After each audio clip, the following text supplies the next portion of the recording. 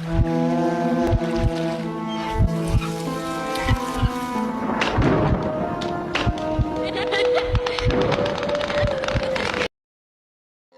दोस्तों, मेरे channel Sonu horror story पर आपका स्वागत है।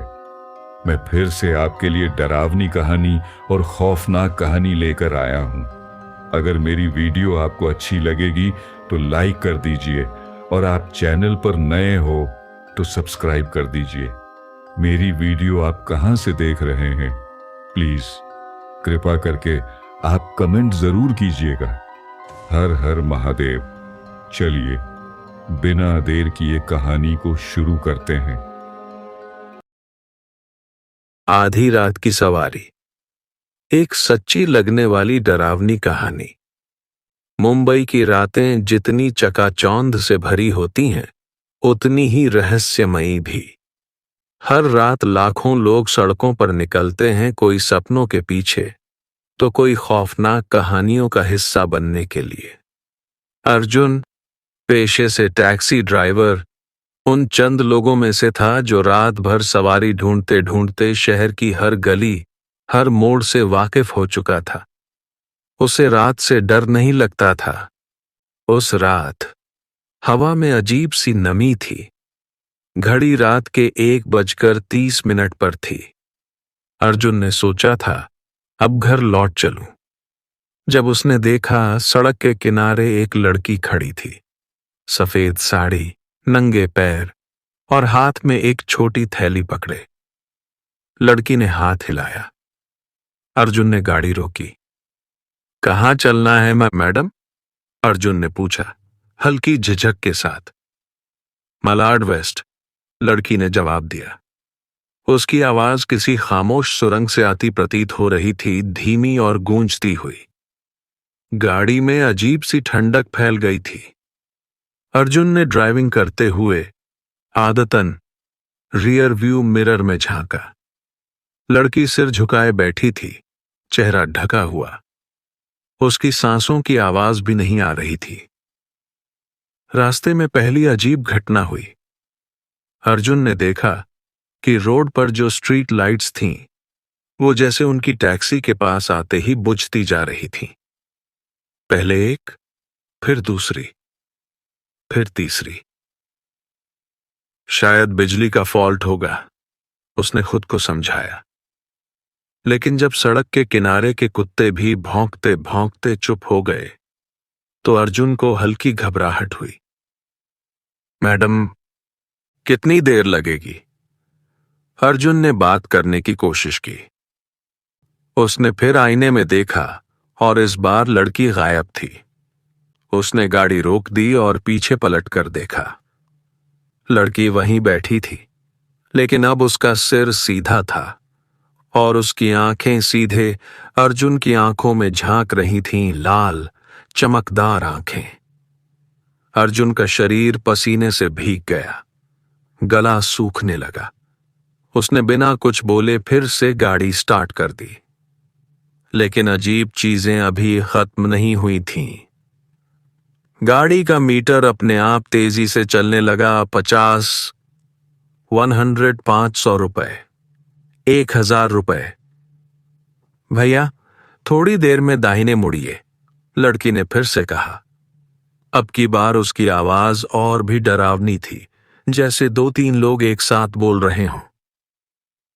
अर्जुन डर के मारे कांप रहा था, लेकिन जैसे किसी अदृश्य ताकत ने उसे गाड़ी चलाने पर मजबूर कर रखा था। आगे जाकर मोड़ पर मुड़ते ही गाड़ी एक टूटे फूटे कब्रिस्तान के सामने जा पहुंची। यहीं रुकिए, लड़की ने कहा। अर्जुन ने कांपते हाथों से गाड़ी रोकी। लड़की उतरी। चलते चलते उसने अर्जुन की ओर देखा और मुस्कुराई, लेकिन उसके दांत इंसानों जैसे नहीं, बल्कि जानवरों जैसे नुकीले थे। वह कब्रिस्तान के अंदर चली गई और धुंध में गायब हो गई। अर्जुन हिम्मत कर गाड़ी मोड़ने ही वाला था कि टैक्सी के पिछले हिस्से में कुछ गिरने की आवाज आई। उसने पलट कर देखा, एक पुराना खून से सना कंगन सीट पर पड़ा था। साथ ही एक छोटा सा कागज भी था जिस पर लिखा था, जो मेरा सामान ले जाएगा उसकी आत्मा भी ले जाऊंगी। तभी अर्जुन का फोन बजा। स्क्रीन पर कोई नाम नहीं था, बस काले अक्षरों में लिखा था, लौटा दो। डर के मारे अर्जुन ने कंगन उठाकर खिड़की से बाहर फेंक दिया और गाड़ी स्टार्ट करने की कोशिश की, लेकिन गाड़ी स्टार्ट ही नहीं हो रही थी। तभी कुछ और हुआ।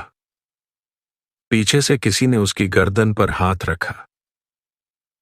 अर्जुन ने कांपते हुए पीछे देखा। वही लड़की अब गाड़ी के अंदर थी।